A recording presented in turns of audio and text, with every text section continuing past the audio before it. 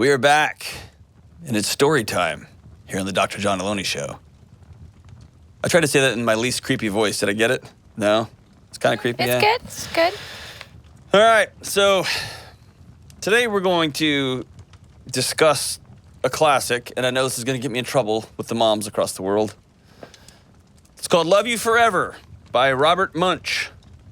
Munsch? Is that how you say it? Munsch. Illustrated by Sheila McGraw. And normally you would think I'd love this book. It's got a child playing in a toilet. I think that's hilarious. But I'm going to read it. Here we go. Not all of it, mind you. It's 1,000 pages. Oh, here's my pipe.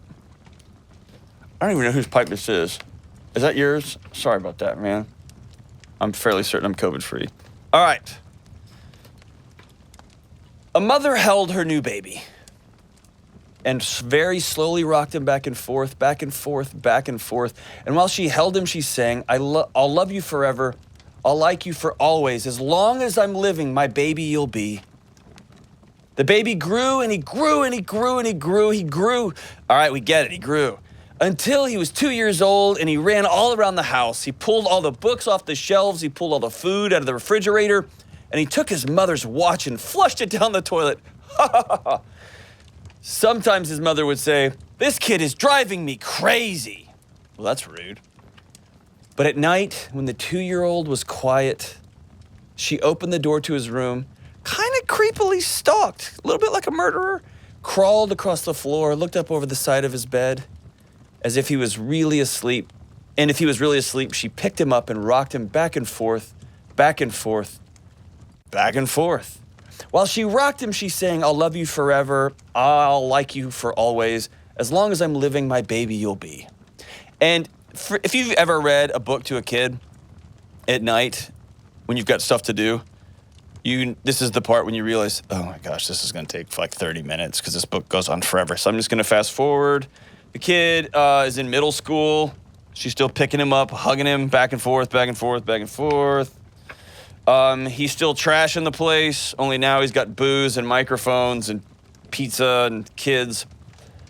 But back and forth, she still crawls around on the floor, sneaking up his bed.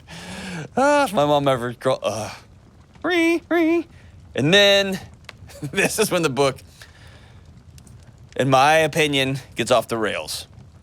That teenager grew and he grew and he grew until he became a grown-up man. He left home and got a house across town. But sometimes on dark nights, the mother got into her car and she drove across town. Has anyone ever seen The Shining? And if all the lights out in the son's house, if all the lights in her son's house were out, she opened his bedroom window, crawled across the floor, and looked up over the side of his bed. This is when you call 911, folks. If there's a woman crawling into your window, call 911.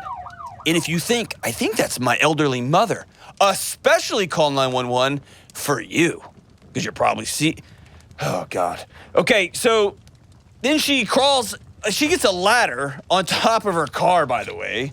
So she's now breaking and entering into her grown man son's house through the window. And this cat's still sleeping in a single bed. That's a whole other conversation. We need that, yeah. Okay, so, if all the lights in her son's house were out, she opened his bedroom window, crawled across the floor, and looked up over the side of his bed. If that great big man was really asleep, which suggests that there was times that she crawled across the floor and he was awake, and she was like, sorry, son, see you later. And she just crawled back out the window. But alas, if he was truly asleep, maybe he'd had 4 or 5 Ambien. If that great big man was really asleep and she rocked him back and forth and back and forth and back and forth, and while she rocked, she sang, I'll love you forever. Like a stalker or murderer, perhaps. I'll love you for always. As long as I'm living, my baby you'll be. Oh, boy. Then he comes around and hugs his mom. It's a beautiful ending. So I think it's just important to call out the serial killer part in the middle of this beautiful story. She loved her little boy, and then he hugged his mom. It's awesome. It's beautiful. When the son came home that night, he stood for a long time at the top of the stairs. Oh, no. This is how generational trauma gets transmitted, kids.